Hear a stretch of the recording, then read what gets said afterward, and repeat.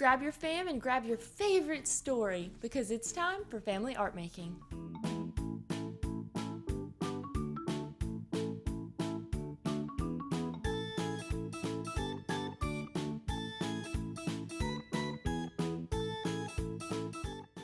What's up, Ringling fam? It's Kallie, and it's our final week of June, fam. But don't worry, we will have fam still in July, and I will tell you a little bit more about that later. But for now, we're heading back on our journey to the Center for Asian Art. And this week, we'll be looking at something completely different from all the other weeks. No sculptures, no dishes, no porcelain, no tea.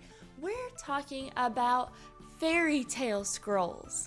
We have 6 hanging scrolls currently on display in a Chow gallery of the Center for Asian Art, and they all depict different Japanese fairy tales. Japan's legends and fairy tales have been used in art for a long time. We learned about some of them when we looked at those kabuki theater prints earlier this year. There are stories of heroes, witches, ghosts, demons, animals, curses, and more. And some are funny, some are beautiful, and some are just downright creepy. You probably know some fairy tales or folklore from your own culture. When I think of fairy tales, I think of stories like Cinderella, stories of love and magic, and the good guys winning out over the bad guys. But today, let's check out some stories from Japan and see what's on display right now. Oh, by the way, the reason it's so dark in the Chow gallery, it's because of these fairy tale scrolls. Works on paper are very sensitive.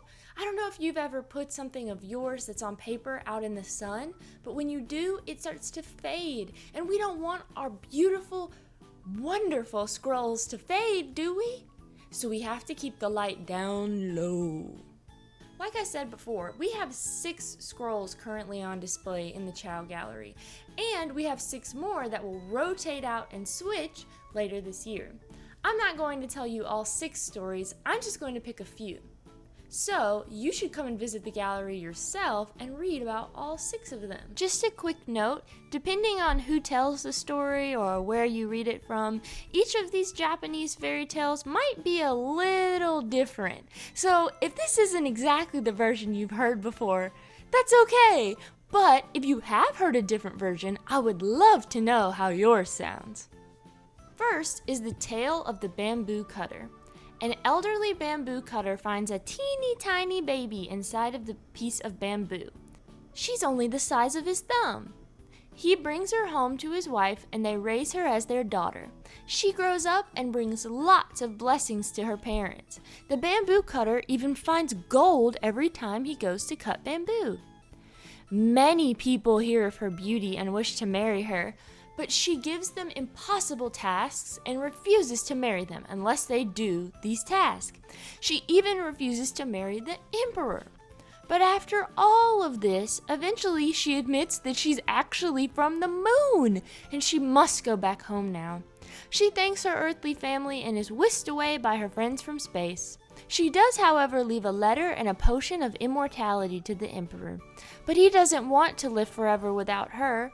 So he sends his men to the tallest mountain to burn the letter in hopes that she'll see it in the heavens. Legend has it that the word for immortality, which is Fushi, became the name of the mountain Mount Fuji. It is said that the smoke from the burning letter still rises to this day, because in the past, Mount Fuji was a much more active volcano, and therefore it had a lot more smoke. Next, we'll look at the mouse's wedding. This one is just adorable. A young mouse parents look everywhere for the perfect husband for their perfect daughter. They even ask things like the sun and the clouds to marry her. But there is no one more perfect for her than another mouse. So the perfect daughter and her perfect mouse husband live happily ever after in this story.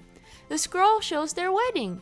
Here, their friends and family carry red lanterns and chests with the bride's belongings inside. And finally, we'll look at the story of Kintaro. This legend begins with a young Kintaro being whisked away from the capital by his parents and taken to safety in the wilderness. There, he is raised by a mountain witch and gained superhuman strength. This shows him with an axe which is a symbol of strength, and his 2 friends from the wilderness, a bear and a monkey. It is a custom to put up a Kintaro doll on Boys' Day in hopes that boys will become equally brave and strong. He also supposedly is based on a real person, but like all legends, the story grew and grew with time. Just like Kintaro, actually. Have you heard of these stories before, or maybe ones like it? Well, today you're going to make your own fairy tale scroll.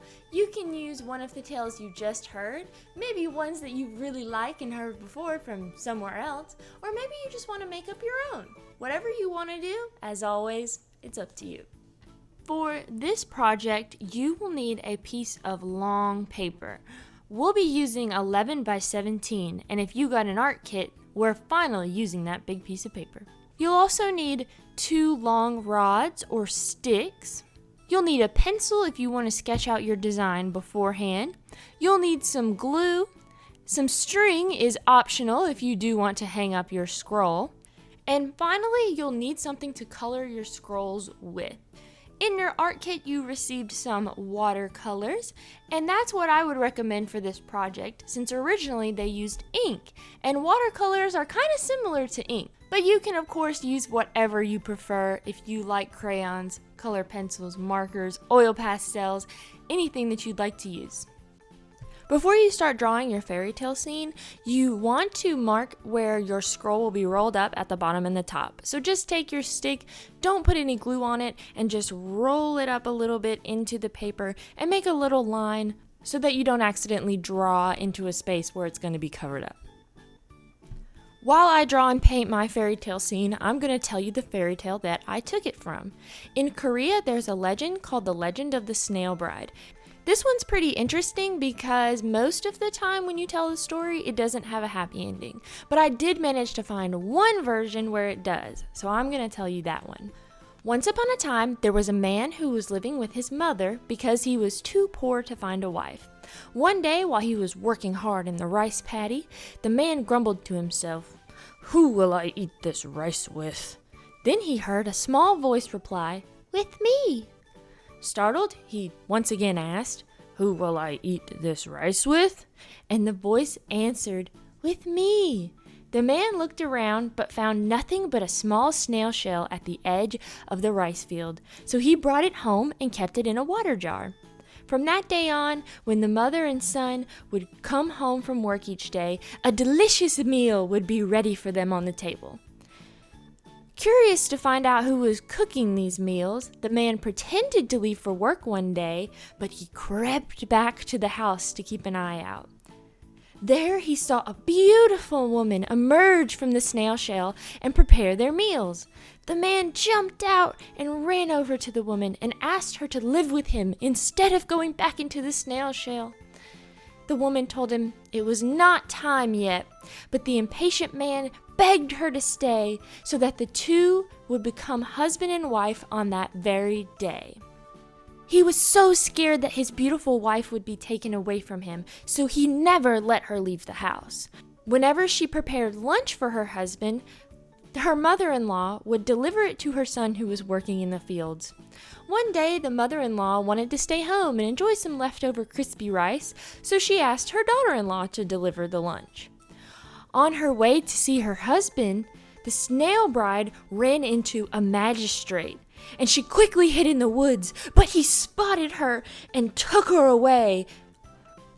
In the happy ending, the magistrate hosts a banquet for the beggars in an attempt to make the snail bride laugh.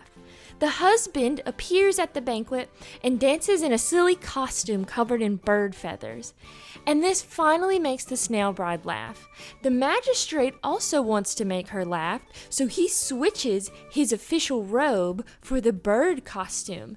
And once they switch, the snail bride tells her original husband to quickly step up on the porch. And this causes the magistrate to be out, while the husband is appointed as the new magistrate and her official husband. And they live happily ever after.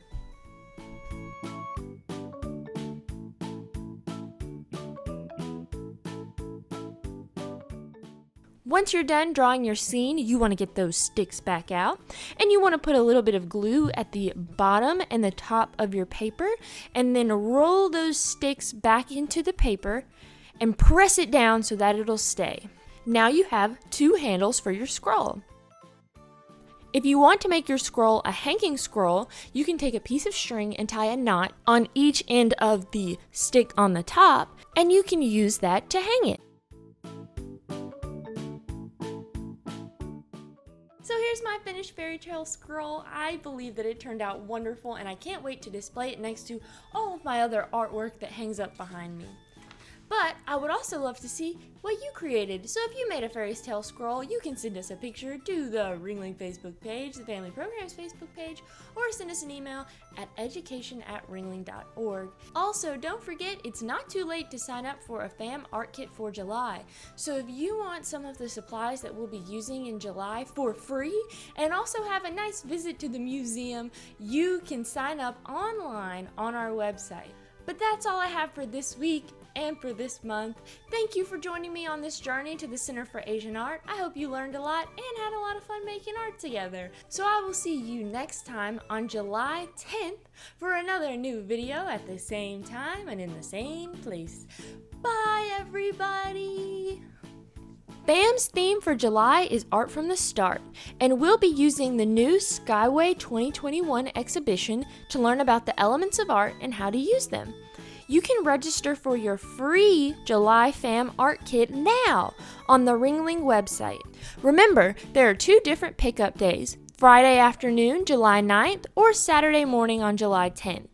The first FAM video for July will come out on that Saturday, July 10th.